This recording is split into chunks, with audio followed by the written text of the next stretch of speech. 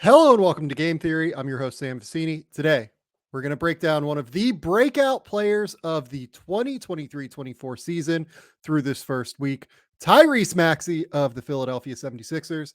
He has been so good this season that the team decided that it could move James Harden early on Tuesday night, moving James Harden to the Los Angeles Clippers for Marcus Morris, Robert Covington, KJ Martin, Nicola Batum, a couple of first round picks, a pick swap, 2 seconds, etc. They got a bunch for James Harden, given what the situation was. But the biggest reason why they could move James Harden already was because Tyrese Maxey has been unbelievable. Today, we're going to dive deep into his game against the Toronto Raptors from over the weekend. He ended up dropping 34 points, 7 assists in this game. Maxey, over the course of the season, is averaging 30.3 points, 6.7 rebounds, 6.3 assists. He's shooting 50% from the field, 56% from three, 91% from the line. He has made a genuine all-star level leap.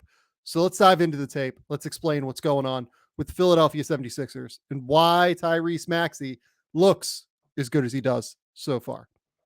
So this first clip here, as you can see, 5 minutes into the first quarter, 6 minutes into the first quarter.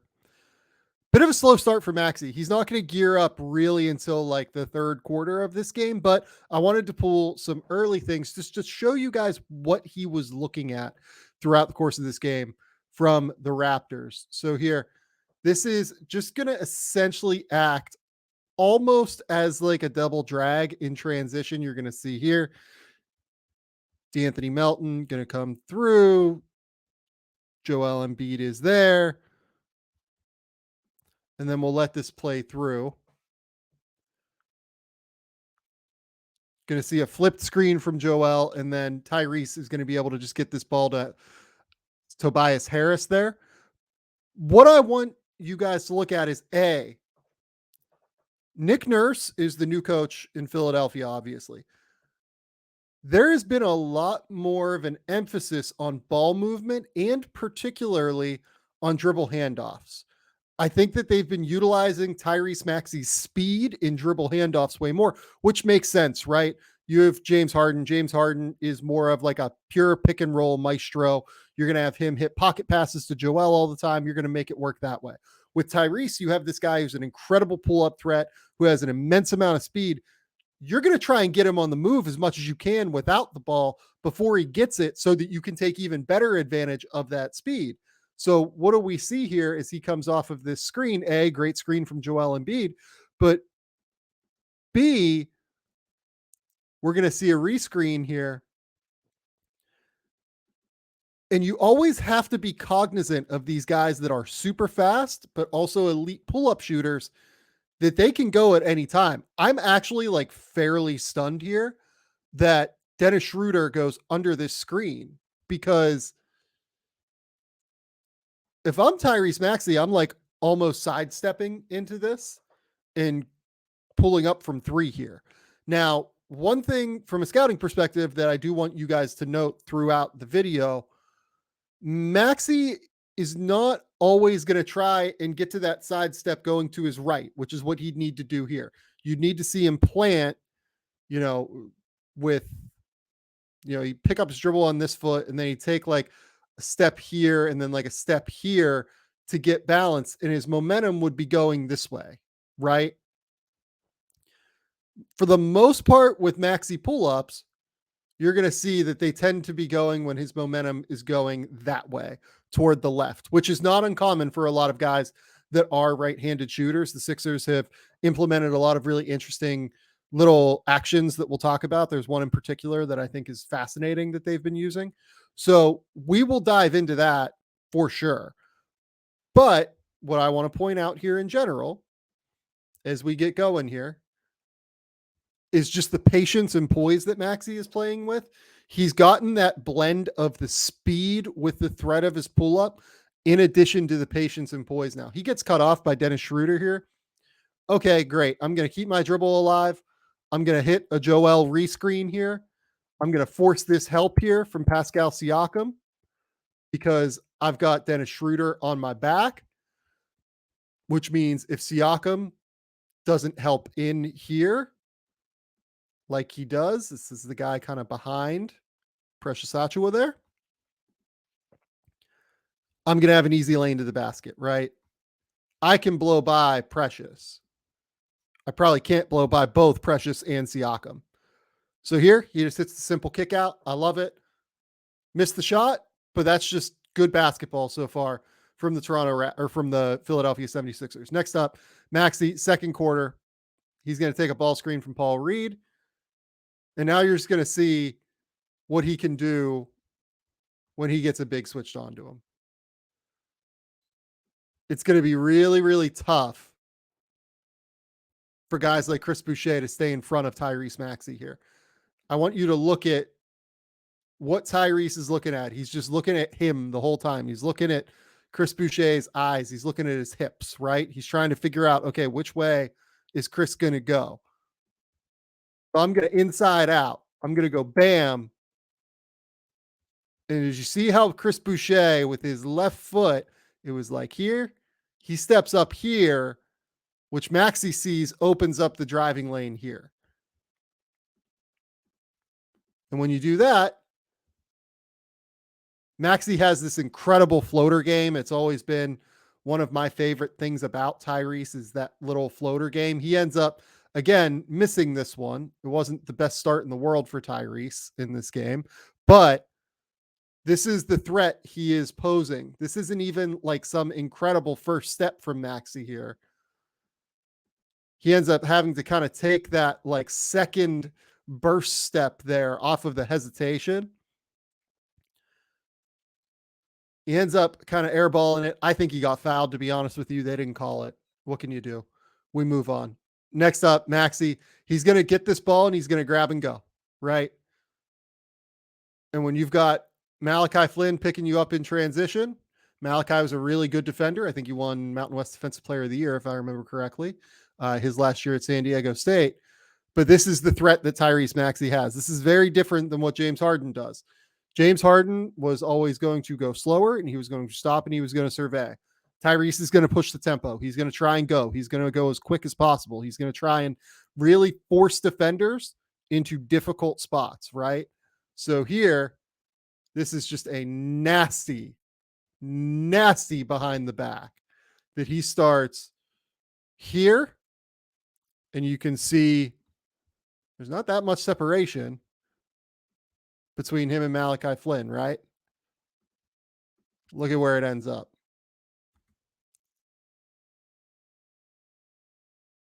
That's a whole lot of separation for Maxey and Flynn. That's a pull up. And that's a bucket. Next up, 8 minutes 30 left in the second quarter.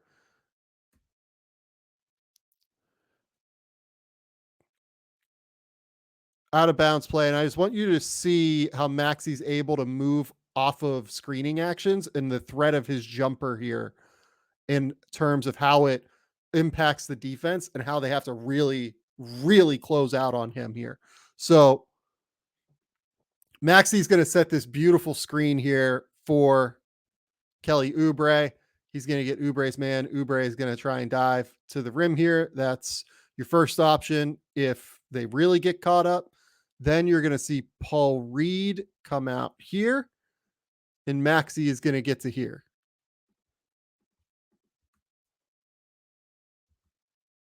And he ends up kind of screening both Jakob Poeltl, who is a potential option to come flying out and help, and Scotty Barnes. Scotty Barnes, this is a bit of a rough closeout. I've never quite loved Scotty's closeout technique. He has kind of high hips and he ends up being in a tough spot. I don't think that Scotty is the perfect guy that I would have guarding Tyrese because of that constant threat of the off-ball jumper. And you kind of see why that is here. He ends up getting caught way in the play because of that initial first screen. Also, you'll see here, Scotty is trying to call out a switch, right? He's saying, you got to go to Tyrese. You got to go because Kelly has beaten us here. Bit of a miscommunication by the Raptors there. Tyrese takes advantage. This is a hard closeout for Scotty. I'm not sitting here saying that Scotty did a disastrous job or anything. This is difficult. In general, I just don't know that I would have Scotty be that guy. Maxey misses. What can you do? But we're at 9 minutes left in second quarter. Now, Maxey bringing the ball up the court against Dennis Schroeder. Just a quick little keeper DHO, right?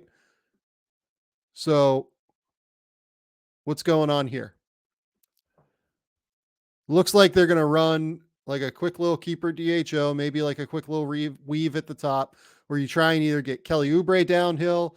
Maybe you have, that might be Paul Reed in the corner. If it's Daniel House, this makes more sense. You might have Daniel House come up here and maybe take another quick little dribble handoff as well. Maybe all Tyrese come into this area to get the ball and reset. You're trying to get matchups. You're trying to get switches that you like with stuff like this. But instead, Tyrese just thinks he has an angle on Dennis Schroeder here. And he does, right? So because these two kind of take the same route, Jalen McDaniels and Dennis Schroeder, they don't really collide. Dennis ends up kind of getting around it, but the result is kind of a rub screen here, right? And that's absolutely what you're trying to do with a dribble handoff or a keeper in a dribble handoff, right? You're trying to create just that momentary confusion in the defense. And here you get a look at Tyrese's Euro step. Absolutely tremendous. He is one of the best dudes at staying on balance and maintaining his touch in the NBA. I love what he does there, being able to get into the paint. And again, you get to see that beautiful floater game that Tyrese has that is so impactful. Next up here, a lot of these clips are going to be shorter because Tyrese is a very direct player. There is not a crazy amount to really dive into and break down in his game. He is trying to get to his spots. He's going to do it quickly. And if he doesn't, he's going to move the ball on quickly. We can talk about some of the sets they're running. We can talk about some of the things that they're doing to get him in spots. But a lot of this is just him being direct and quick with the ball, which is a welcome departure, in my opinion, from what we saw with James Harden last year. This is why I think the Sixers have been a little bit more effective offensively throughout these first few games because they're just going direct because of Tyrese's presence out there. Obviously, Joel Embiid plays the biggest role in this because he is the biggest, outside of Nikola Jokic, gravitational force at the center position in the NBA. But the direct approach is real, and we're going to see that again here. This is just Tyrese trailing, right? He's behind the play. He's behind the play. And bam, you got to be ready. Like Jalen McDaniels has to be ready to contest from here in. If you don't believe me that Tyrese will pull up, I think he did in the first game. Can't remember if it was a preseason game or if it was the first game of the regular season. But Tyrese, I think, pulled up from the wing like here or something. He will go for it if you give him this much space. McDaniel steps up, but he gets on his heels, right? You can't be on your heels with Maxey. If you do that, that is his cue. I'm going to go up. I'm going to pull up. I'm going to knock down a three.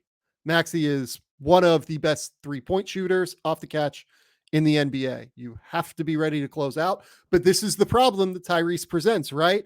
Tyrese is also incredibly fast. So if you overplay the shot, he's going to zoom by you. This is why this breakout is happening. It's the mix of his speed, his shot making, and his patience. All three of those things have coalesced together now and have made him an incredibly difficult problem to solve. Next up here, just a quick little side kind of double screen here. If I remember correctly, is this like this might be like I think the Nash is the other way where you go, double drag going this way here with guys. This one was kind of Maxey going that way, but we're just going to set like a double kind of screening action here to get Tyrese into some open space. And I love it. I think it's sharp, right? So you're going to see here, Bev, Paul Reed going to come up. And look at this. You have three guys right now. One, two, three attached in some way, shape, or form to Tyrese Maxey. I think there's a world where he could probably try and hit this over the top to Paul Reed. He could certainly try and flip this back to Patrick Beverly, who could then either shoot or could reverse it that way. A lot of options here. Jakob Poeltl flies back. Gary Trent escapes and recovers back to Patrick Beverly. Tyrese ultimately makes the right decision. He's reading to see what Jakob Poeltl is going to do. He sees what Poeltl does. Poeltl recovers back onto Paul Reed. Part of the reason I pulled this clip as well is just to point out that I think the Tyrese, uh, we're getting into some foul, grifty areas with Tyrese already. I respect it while also hating it in every way, shape, and form. There was nothing that was a foul about that. That was pretty hideous stuff from Tyrese. But I love the action. Again, we're seeing they're trying to get Tyrese into open space. They're trying to get him in a lot of empty side actions. We're going to continue to talk a lot about empty side actions for Tyrese Maxey. We've seen, you will see Joel set some step ups. You'll see some really fun little actions here that are fun that we'll be able to break down. Next up, actually might be the first of those. 5 minutes left in the second. We've got PJ Tucker at the top. We've got, is that Oubre, I think, on the wing, and we've got House here, and then we've got Joel coming up. And he's just going to set this little screen here, right? That's just a little sideline step up, basically, with his back turned to the baseline. And that's just a really hard guard. If Joel is going to get anything on, I think that's Schroeder guarding him again. If Joel is able to get Dennis Schroeder into his body, most teams, obviously including the Raptors, are going to try and ice actions like this, where you're going to see kind of Jakob Poeltl retreat. So here, Joel gets incredible, contact on this screen here, makes it so that Dennis can't get through. And this is just target practice for Tyrese Maxey, right? This is a wide open three. That's always going to go for him. This is not the last time we will see that sideline step up screen from Joel Embiid either. So I grabbed this is a defensive clip here, and I grabbed this just because this is an example of Maxey. Look, he's taking on a little bit more offensive load, right? Part of what I like about Tyrese is his attention to detail. I think he often is pretty aggressive and impactful defensively, despite his size. There are real inherent limitations on Maxey because of how big he is. He's just not an enormous human being. He's probably like 6'1", 6'2", I would guess. But he's always worked hard. You even go back, you watch him, RM5 on the AAU circuit, Kentucky. He works hard on defense. I would like to think that will continue. Later in this game, I grabbed a couple of clips where it did continue, and you can see what he's good at when he's like fully engaged and when his mind is focused on defense, what he's capable of defensively. This one here, we're just going to see Scotty come up. He's going to set a little screen here, and you're going to see Schroeder come around. And I just want you to look at when Maxey kind of recognizes this. It's a little too late, right? Like he's trying to trail, and it's just way behind. He's way too far behind at this point. Tough spot, but we're going to see a few better reps later on. It's okay. Next up, Maxey, bring the ball on the court. 3 minutes left in the second quarter. Again, sets up for this double drag action. This time he rejects it and goes this way, right? So here, Melton, Joel coming up. Ends up kind of reverting into a chin action almost, where you see after he rejects this originally, right? So he's going to reject this screen here. He's going to come back up. Joel, the 5 man, is going to set this screen here, and Melton's going to run through. It's like kind of classic, like chin action almost, but I've rarely seen it kind of off of a double drag like that. So this is just short in terms of the final result. But again, I love the way that they're getting him into space. They're finding different avenues. They're finding different ways for him to keep making Jakob Poeltl retreat, right? This is a tough guard for Jakob Poeltl at this point. There's a lot more movement. There's a lot more bodies involved in these actions, right? To try and make things difficult for the Raptors. He ends up just deciding for this little floater. Honestly, this is one where I would love to see him eventually be able to hit that kick out to Tobias Harris now that PJ Tucker has this little screen here on, I think that's Siakam. But look, Siakam is not in terrible range here to try and get this steal, right? Siakam's very long. He has long arms here. He could end up trying to get that ball. Wouldn't stun me if he did get it. So I don't mind the decision here. I just think that there is real potential for growth for him to maybe anticipate it here, right? He sees that PJ Tucker is coming up, setting this little screen here to try and stop Siakam from being able to close out onto his man. I'm assuming, and I can go back and check this, I'm assuming they have Scotty Barnes playing center field on PJ Tucker this possession.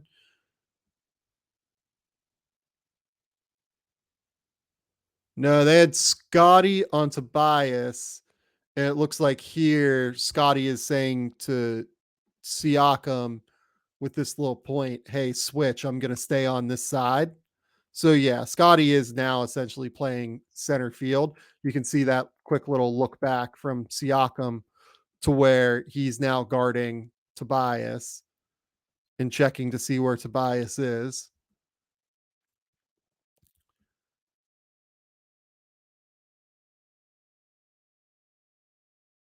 And yeah, there's just space to anticipate this if you're Maxey, in my opinion, right? Right here, this could be a kick out.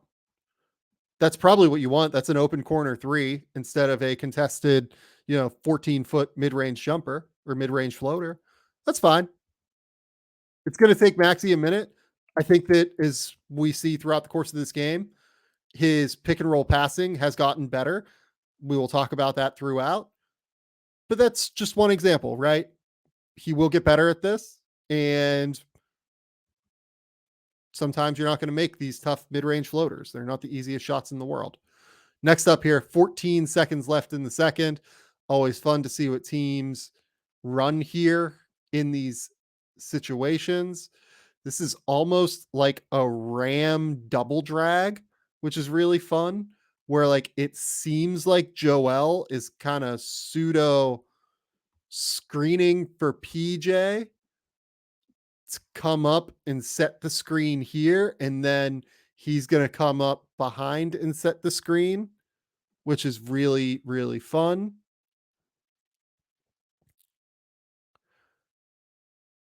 And they just don't communicate through it well enough. The Raptors don't. So I love it because what you're going to see here in terms of that initial play is that these actions, these double screens require an immense amount of communication. You have to figure out, okay, is Dennis going over the top? Are we going to try and switch with Gary and Dennis here? So Gary takes Tyrese now. Is Jakob just going to be playing in drop? Are we going to try and hedge it out?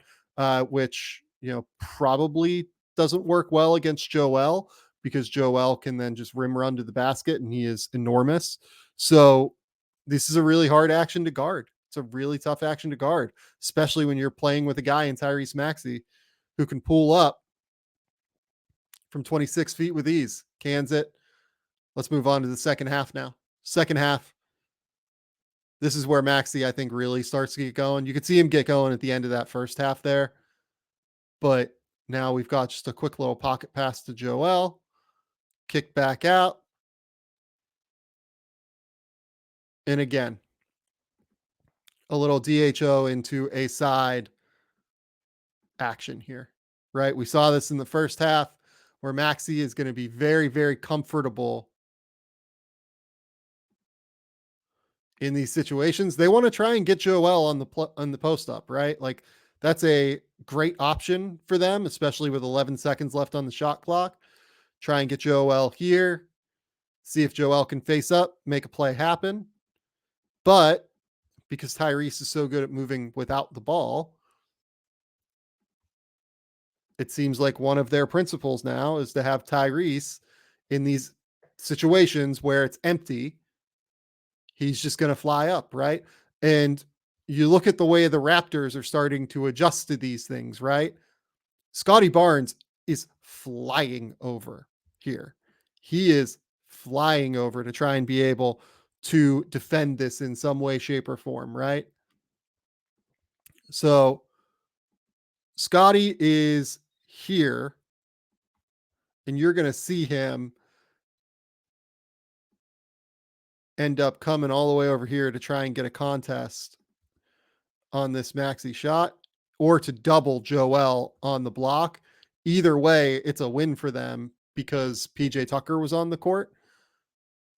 PJ Tucker will no longer be on the court. I'm actually a little bit excited about seeing how somebody like maybe Marcus Morris, who's like a 36 to 38% 3-point shooter, or maybe like a Nico Batum who can knock down corner threes, to see what this looks like for the Sixers instead of PJ Tucker, who teams just do not guard.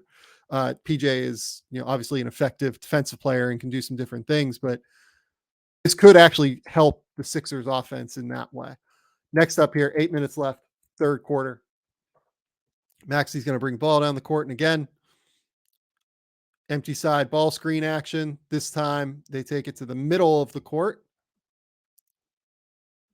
So you can see how they're setting up for this. Down that side of the court, we've got PJ running to the corner. We've got 2. We've got 3 going down that side. And we've got Joel coming here, right? That's a lot of space for Tyrese Maxey to be able to dive into. And that is a ton of space here where if Pascal Siakam is in any way, shape, or form late, it's going to be really, really hard. But Jakob Poeltl is a good defender. You see Dennis Schroeder kind of give the little stunt in. You can see his foot's way extended out. He's trying to take like an elongated step into the paint to try and slow down Maxey here. Maxey hits that quick little pass out. And that's an easy shot for Joel. He can knock this down easily. It's just so much space, right? This is so much space to be giving the league MVP, but that's what these empty side ball actions do, right? It's hard. If you're doing on balls, empty side with Joel Embiid and Tyrese Maxey, Maxey has all the speed. Joel has all of the skill in the world. Those are tough to guard. Those are really, really tough to guard. Kind of makes me wish that Nick Nurse would have been there last year to see what would have happened with James Harden potentially in some of these situations. I do think Maxey's speed is a real differentiator, but there was just not a real degree of creativity, I thought, last year in the Philadelphia offense. One thing that kind of goes to showcase that is that the person leading the NBA in touches right now is Tyrese Maxey. Tyrese Maxey, I think, is touching the ball like 91 times per game right now. Part of that is that it's a lot of quick pitter patter touches where, quick little throw in to Embiid at the top of the key. I'm going to get it back. I'm going to go. Like that's just a quick 2 touches that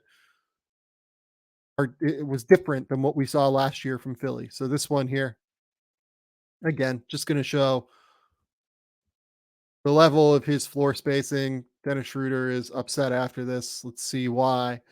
Not entirely sure why he would be mad about this.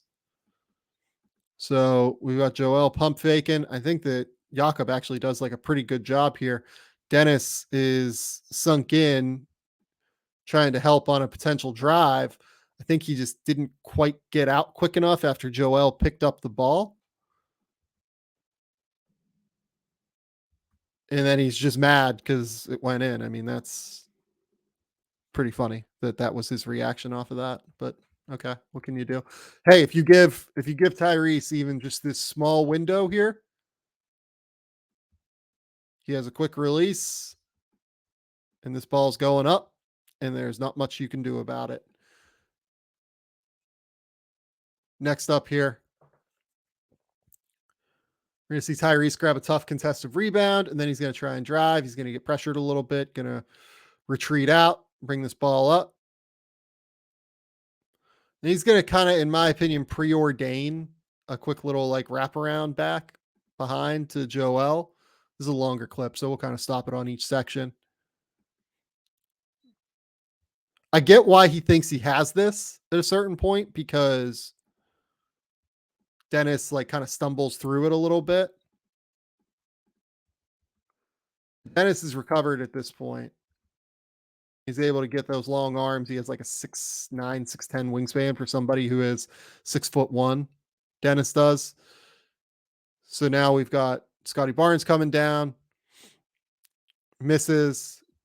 Good effort by DeAnthony Melton. And then, oh, by the way, remember how I said that Tyrese is going to be comfortable knocking down shots from all the way over there in an earlier clip? Yeah, Tyrese is going to be comfortable knocking down shots from 30 feet. That's just who he is, right? That's probably 28, but yeah. Maxey knocks down the open three.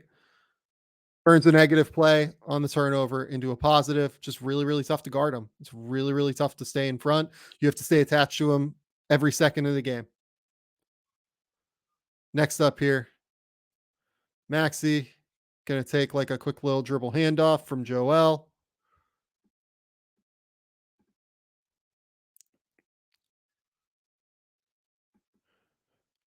I think Dennis actually does a pretty good job getting over this screen, by the way.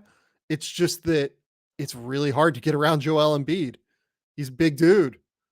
And when you have Tyrese, who has this beautiful sidestep going to the left jumper that I brought up earlier, you really run out of time. You almost have to play this higher if you're Precious Achiuwa. He ends up missing this one, but like, I mean, this is an open look. This is a good look for Tyrese. Like, he can make this. But again, going to the left on the jumper, what we haven't seen yet from Tyrese in any of the clips in this video, any shots with him going to the right. Misses this one, but that's fine. That's a good shot. Next up here. Again, just high ball screen. And this is where we start to see some good passes, right? Like, this is a sharp pass right into the dunker spot. So what is Tyrese looking at here as he comes off of this screen, right? He's seeing that he has a man pretty high. Precious is kind of giving him the driving lane, thinking that he has help here. Here.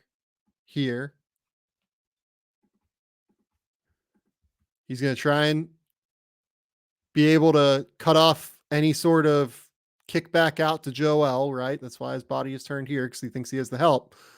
I don't love this defensively from Precious. I think that, whether or not this is Precious or if it's, Toronto's scheme in this game to try and slow down Joel, right? Like, I just do not like giving up an open driving lane to somebody like Tyrese Maxey. I think that is just not good enough, either scheme or ball screen defense fundamentals from the big there. Again, I'm not going to blame Precious necessarily. I don't know what their scheme was coming into this game. It's very possible that they were really just trying to, in any way, shape, or form, stop that guy right there. But Tyrese forces this step up help here from Siakam. Grady Dick has his back turned here. Then it's going to open up just a beautiful little easy dunker spot cut from Tobias. Again, Maxey's done a good job keeping his eyes up. That's a good block from Siakam. You would hope that Tobias can finish that, maybe go with a reverse, but that's a good block from Siakam. And there's just it's the right play across the board from everybody. Just a good defensive play, right? Next up, Maxey in transition. Another super high ball screen from Joel Embiid this time ends up resulting in a drive and a bucket for Joel. But what I want to point out here is look at how high they are setting this ball screen. I absolutely love this. This is what you should be doing if you have Tyrese Maxey on your team. You should be setting ball screens 30 plus feet from the rim because it is an ocean of space for Precious Achua to cover. And if he decides to step above the 3-point line, he doesn't here, but if he does, there would be all of this space kind of behind him, which makes this a really hard guard, right? This is what having an elite level pull up threat like Tyrese Maxey does to a defense. It stretches them out. It makes it really, really tough to be able to guard in all of this space, right? The Sixers offense looks just better spaced than what we've seen it over the course of the last few years so far. I think that's credit to Nick Nurse, but I also think a big piece of it is that Tyrese Maxey, A, is a great pull-up threat, but B, is constantly pressing the issue, constantly trying to make it so that you have to make quick decisions as a defense as well. So now we'll get into the meat and potatoes of this. Just a long closeout. It's just a very long closeout. The thing that Tyrese does really, really well here, in my opinion, he's going to cut off this angle for Dennis Schroeder to be able to get back into this play and force Precious to the left, right? So he comes off of this screen this way.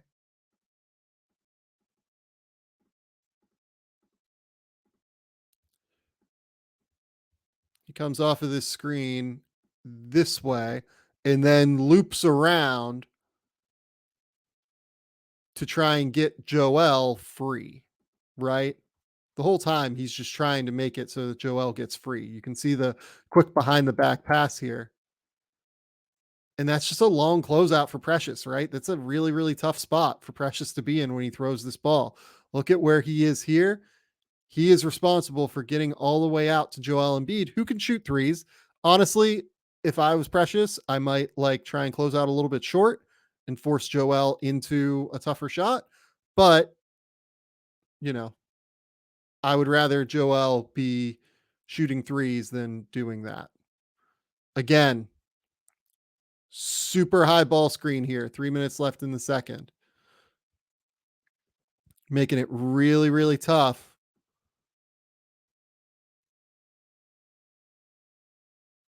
on the Raptors.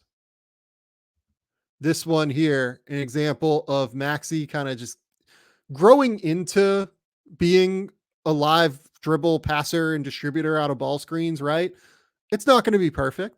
It's just not right now. He's still early in his development. He's always been a little bit more of a scorer, and that's okay. So here you can actually see what he's looking at. You can actually see his head turned. He sees, I think that's Patrick Beverley in the corner.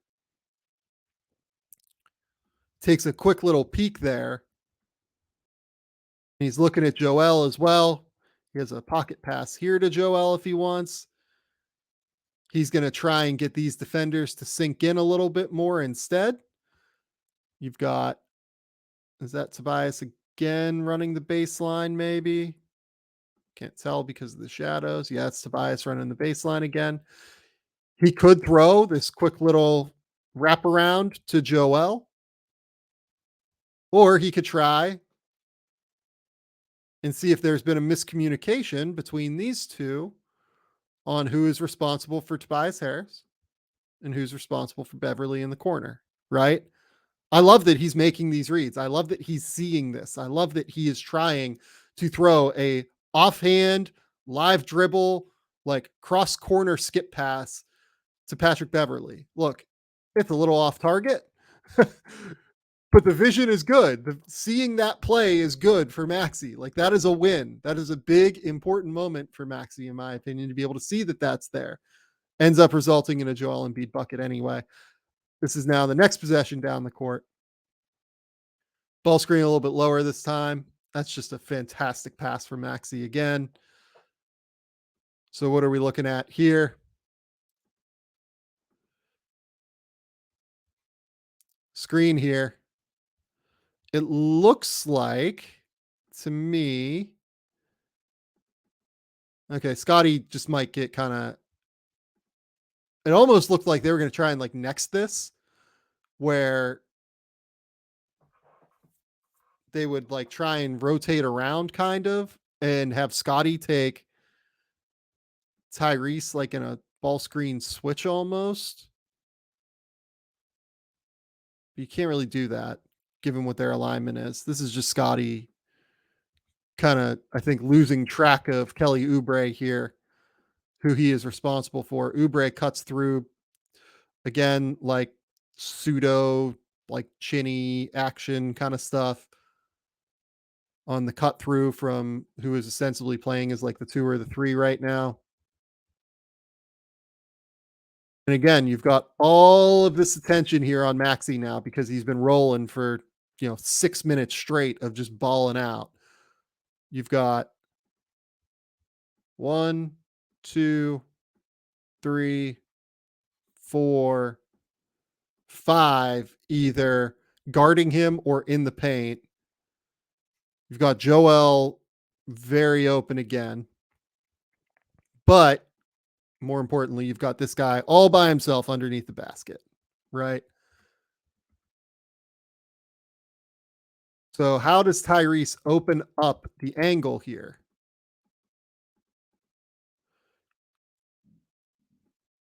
He gets Scotty to he does this little up fake. I don't know if you can quite see it behind Malachi Flynn. He throws the ball kind of up here. And you can see that Scotty Barnes goes and tries to jump up with it. That's going to open up the angle to be able to get the ball here to Kelly Oubre. Just really, really smart, really, really good play by Maxey there. He's really growing as a distributor. You can see it every time he takes the court. This next one here, this is just speed, right? He's going to put pressure on you. I don't think that was a foul necessarily. Maybe I'm being a bit overly negative on these officials, but again, this is something that James Harden doesn't do, right? He is not just going to try and press the ball down the defense's throat like this every time. This doesn't require arrows. This is just simple. This is an awesome play from Maxey. He sees that he thinks he has a strength advantage on the man picking him up in transition. If he decides like right that last previous step here, right before, right here is where he decides I'm going to get downhill, right? Because I see that I have Malachi Flynn picking me up in transition, and I have all of this space here to be able to drive into. And I have Scotty Barnes in the corner who might help, right? But he knows he's going to try and get to that floater before Scotty is going to be able to help. Just really smart decision making and really aggressive play from Maxey there. Next one here. Again, screen from Paul Reed, skip pass to the corner, going to lead to a reversal, wide open 3. Missed the shot, but you love the process, right? This is a wide open 3-pointer. This is always what we're looking for, right? He sees that I think Malachi Flynn here. Maybe Boucher screws this up in transition. They don't communicate through who's going to take. I think Paul Reed. I think what happens is Malachi Flynn here sees. Here you can see him pointing.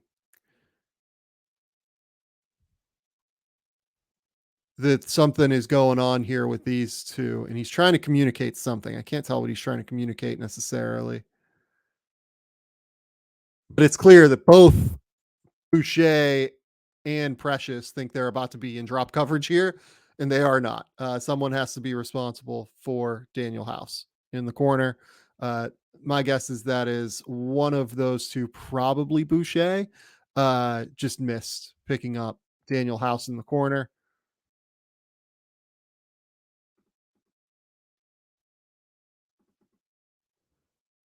Boucher is like communicating as if he's in the ball screen coverage, kind of. Yeah, that's just a mistake in terms of picking up guys in transition. And Maxi recognizes it immediately. I think he sees that both of these dudes are here at this point, and he realizes, oh, I've got the skip pass. Let's hit it. It's good closeout from Chris Boucher for what it's worth. I think that Daniel House should just take that pump fake, one dribble pull up, but that's just me. Ends up being a reversal. Kelly Oubre, will make that shot a good amount of the time. So it's a good decision. Again, super high ball screen here. 35 seconds left in the third quarter. Ball screen starting here. Paul Reed, not necessarily as good of a screener as Joel Embiid, but now we're just seeing Maxey turn the corner, right?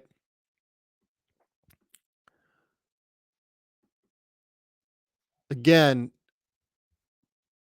whatever is going on here, to me, this now seems like a Precious problem where he's just kind of turning and running instead of trying to get his chest out in front, especially if you're going to be playing that high. That feels like a bit of an error on Precious that time to me. But again, I don't know what they're telling Precious to do here. I think he just gets the corner turned on him here.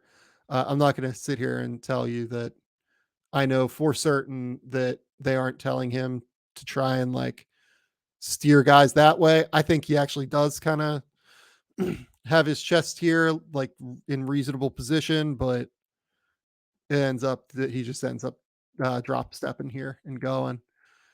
Again, Maxi sees that he's got Scotty Barnes in help, who has sagged off of Patrick Beverly.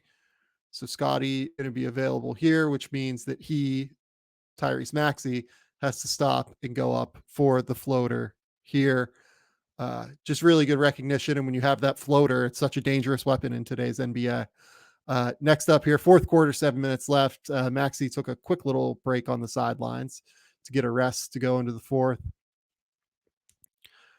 I pulled this one because I actually thought this was a really good example of Maxey being very engaged defensively. So, do I have this full play?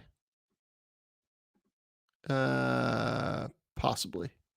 So, I love how he fights around that screen, stays attached here on this handoff. He gets that left foot outside of Scotty at a certain point, which you have to do. And he's able to get around, see where the left foot ultimately lands, right? Left foot outside of Scotty's foot there. Gives him a chance to get over the top of the screen. Good work trying to trail. Good work.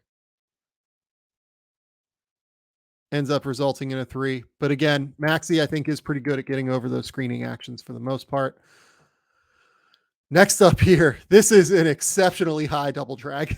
And I love it so much. I absolutely love this in every way, shape, or form. This is a double drag that is 43 feet from the rim. 46 feet from the rim, whatever we want to call it, because his foot is basically on half court. This is fantastic. I love this. Set high ball screens for Tyrese Maxey as often as you can. This is where we're going to run into some real strife here if you're the Raptors, because they have so much space to cover. Look at all of this. This is hard. This is very hard to guard. It is hard to guard that much space. So here, Scotty decides that he's going to try and at half court here, maybe try and force a turnover. he's going to try and aggressively show on this screen coming off of the side, right? I also don't think that they are particularly well positioned to deal with this at this point either. Uh, unless their plan is for Scotty to guard Joel here, which I can't imagine that was the case. Uh, this is just a really, really tough spot for the defense here. You would love for this to be a big, and you'd love for them to be able to kind of continue to just like retreat and drop back. But Scotty is not a big, so he kind of decides, okay, I'm going to try and go, and I'm going to show here pretty aggressively to try and force a turnover. And again, Schroeder actually does like a pretty good job getting over the top of the screen, but look at Maxey just slice through this, right? He's going to slice through these two dudes here. You're going to see that there is not a ton of space to get through there. This is a high degree of difficulty split where he is relying really on Joel to make sure that he gets. This is like a real trust play here. Joel has to get a piece of Dennis here because Dennis has gotten through that first action and he's already going to split, right? Like he's already trying. And once he gets that split, I mean, it's curtains. He's got every option imaginable to him at this point because you probably don't want to leave a wide open three for Kelly Oubre. You probably don't want to leave a wide open three for DeAnthony Melton. Ultimately, one of these guys I think is just going to have to aggressively help. Grady helps pretty aggressively, and then Kelly ends up making the right call and back cutting here to create a potential wide open shot at the rim if it ends up being a wraparound here from Tyrese. But he ends up just feeling like he has the angle and finishing. Beautiful set, beautiful action. I love everything involved here. Next up,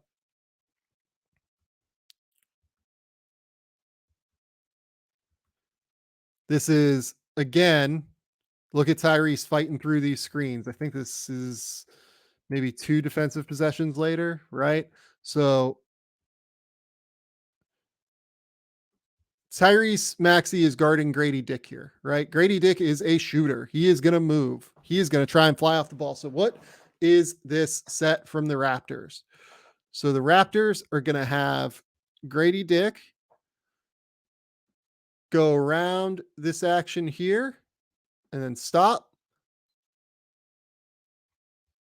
I think that there's also going to be a dive of some sort here from Pascal, if I remember correctly. Yep, there's going to be a dive there to try and clear out all of that space at the top, right? So what you're trying to do now, and you can see Jakob Pertl set up for it. You're going to try and set up to get, it's not quite like a post split, but it's kind of a similar idea where you're trying to get Grady to come back and get a wide open three. And just look at the way that Tyrese is going to fight around this screen again. It's fantastic. He blows up this play defensively really, really well. Good anticipation here of what's coming. He stays attached from the jump. Look, he's got his hand right on Grady Dick, right? He sees this coming. He's anticipating what's coming here. And it allows him to stay attached. He's attached this whole way. Again, foot. It's a lot easier to see with Maxey's yellow shoes. Foot outside of that foot where Jakob Pertl is, right? This is just absolutely tremendous, tremendous coverage from Tyrese. He blows up this whole play. Fantastic, fantastic work. They end up not getting the rebound. And unfortunately, because they don't get the rebound and because Tyrese is kind of looking for an outlet here from maybe Joel, from maybe Kelly, loses track of that lethal shooter that we were talking about earlier, Grady Dick. Yeah. Can't leave Grady Dick open. Can't do it. That is going to go in. He's going to make a lot of those threes, well over 1,000 of them throughout the course of his career. So next here, Maxey. We're going to get, again, look at the court alignment. This is something the Sixers are doing a really good job of, making sure the court alignment makes it so that they can get these empty actions, right? So we're going to get the same kind of empty action here. We're going to throw the ball to Joel, and we're just going to drop it off. These kind of actions, like, look, pistol actions are typically like, 2-1 actions, right? Where you have a wing in Joel's spot, right? You have, somebody would be like a D'Anthony Melton in this case would be here. And he'd be throwing a dribble handoff or, setting a screen or something for Tyrese to shoot this way, right? But the whole goal of a pistol action is to be able to play like a 5-out offense where you are putting strain on the defense and like opening up all of this space here on this side of the court for a ball handler, right? These kind of actions, like, because of Joel's ability to stop and to play from the perimeter, they kind of act like a fun little pistol action. Like, they're really, really impressive and difficult to stop, in my opinion, for opposing defenses. So next play here, Joel Embiid is going to come up, and again, not quite as high. This is like a pseudo, like, step up kind of screen. Foot is on the logo, so pretty high, but not quite as high as we've seen a couple of other ones. And at that point, again, it's just really hard. This is the last clip, and I know we're finishing on a negative one, but this is just hard to guard. And again, like, I guess they were using Scotty to guard Joel at a certain point. I didn't really even notice that in this tape. Um, I don't love that either. But once he recognizes that he has Dennis beat, Scotty is not going to be like the world's most comfortable drop defender, right? So Scotty has kind of open hips here. He's not going to be able to slide and cut off this angle. Tyrese realizes that he can just go, right? And the other piece of this that I wanted to point out is the thing that Maxey does really, really well is plants here and he's going that way. He's cutting off the angle from the big, right? We've seen him do it a couple times as a ball handler. We saw it with Precious earlier in ball screen, right out here where he took a screen and wrapped that way and then threw the pitch back to Joel. I love how he's cutting off angles with his drive. He's not the biggest guy, but he knows how to finish, or knows how to create angles to finish. I think that there's some room for improvement with his finishing around the basket. Smoke a couple layups, floaters in this game. But in general, I think Maxey is really, really good at this. This was a fantastic game. This was 34 points, and he completely dominated, really from like the midpoint of the second quarter, I would say onward after kind of a slow start. So where does that leave us with Tyrese Maxey at this point? So I think the Maxey breakout is definitely real. The speed is real. The pull-up game is real. The passing is improving. The patience is improving. But he's also pressuring the defense in a real substantial way.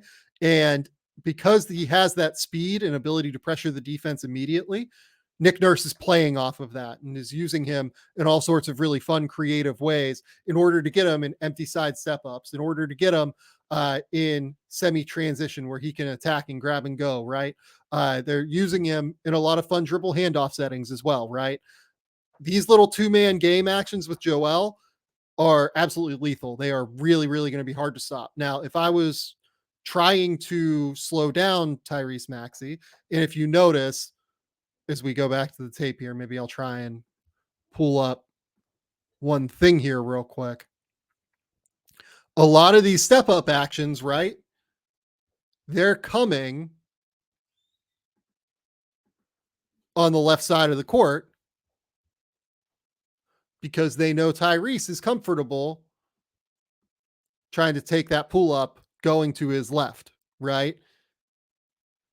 If I was defending Tyrese, what I might do, especially it's a little bit harder now without PJ Tucker, but I would probably try and bring a defender over here earlier and try and cut off that potential sidestep left hand or left pull up, any sort of pull up action going to Tyrese's left, I would try and slow down and I would try and force him back to the right. He's very comfortable taking floaters to his right, but I think the floater is a better shot for the defense to allow than the sidestep pull up three. It's going to be really hard to guard Tyrese Maxey right now. He's just playing really well. He looks fantastic. I think he's going to be an all-star this year. I think we're talking about a guy that's going to average 25 points a game. And if he averages 25 a game with Joel, we'll see where it goes. And honestly, the Maxey breakout, in my opinion, really sets up interesting questions in terms of what kind of player the 76ers go out and acquire with all of these picks and all of this cap space now. I think they look more for a bigger wing. And frankly, I think that the team that, is on the court here, Toronto Raptors, they have two of them. They have that guy right there who could be an interesting option. And they have OG Anunoby too. A lot of potential options for the Philadelphia 76ers moving forward, mostly because Maxey's breakout has put them in such a ridiculous, substantial spot to be able to be aggressive on the market, but also be patient and wait for the guy that they think fits best between him and Joel moving forward. That's the show. That's the clips here. Let me know what you think in the comments. Let me know who you want to see next. I have Jalen Johnson on the list. Somebody asked for Zion Williamson. I think that's a really good idea. He'll be on the list moving forward. Yeah, that's about what we've got here. So we will be back later this week. I'll do another one of these, and then I'll have another podcast. Like I said, I think Bryce and I are going to start doing some NBA draft stuff, maybe on Thursday going into Friday. Until next time, we'll talk soon.